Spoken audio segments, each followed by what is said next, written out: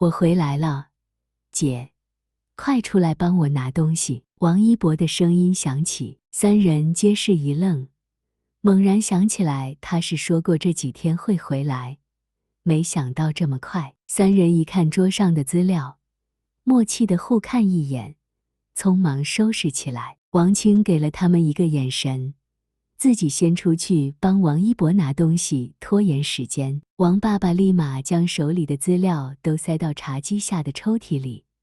王妈妈打开电视机，一个装作若无其事的喝茶，一个装作若无其事的看电视。呵，一博，你懂事了吗？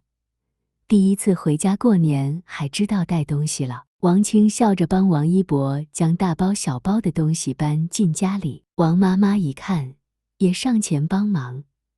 只有王爸爸坐在沙发上，眼神里却透着满意。王一博将一大堆东西在客厅里堆好，什么吃的用的穿的，应有尽有。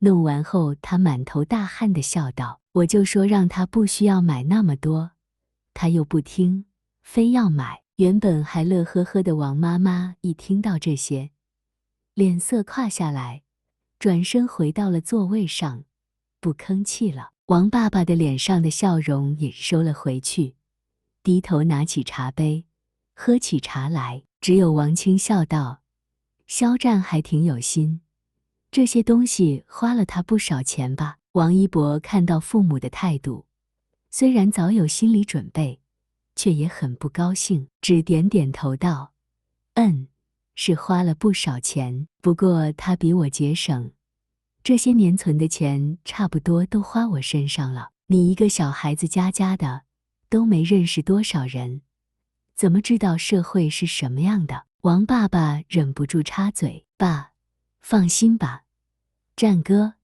他是真的很好。”王清嘴角的笑意真的一点都没收敛的继续道：“说实在的，人家肖战人真的挺好的，对你们儿子好的要，绝对世上再也找不出第二个。与其想那还没见过的孙子，找一个对王一博好的人不是更实际？”王妈妈心念动了动，这话她倒是听进去了一些，点头道：“其实小青说的也不是没道理，那怎么办？真的让那男的进家门，就把他带回来让爸妈见见。爸妈，你们说怎么样？”王妈妈叹了口气，坐在沙发上无奈道：“还能怎么办？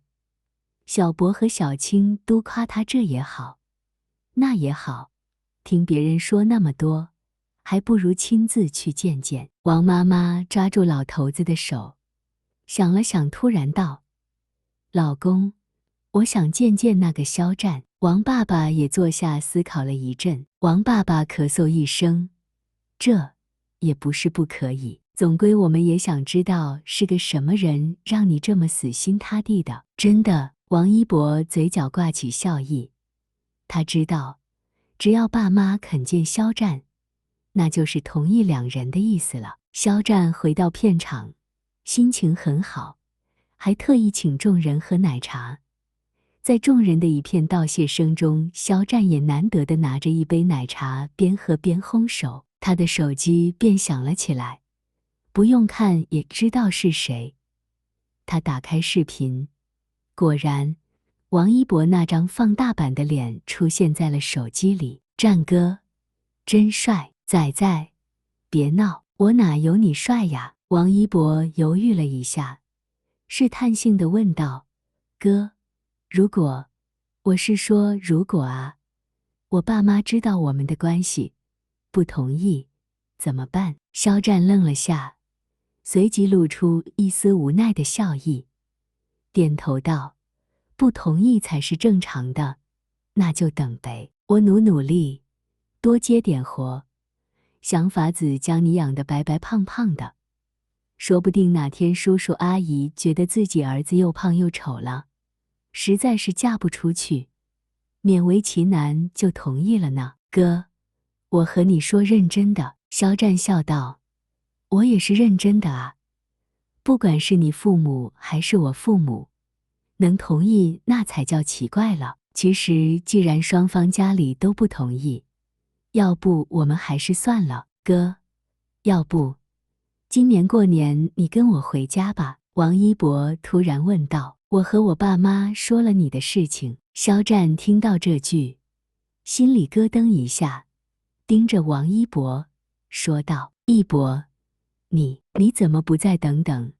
你爸妈没打你吧？我怎么能让你独自面对呢？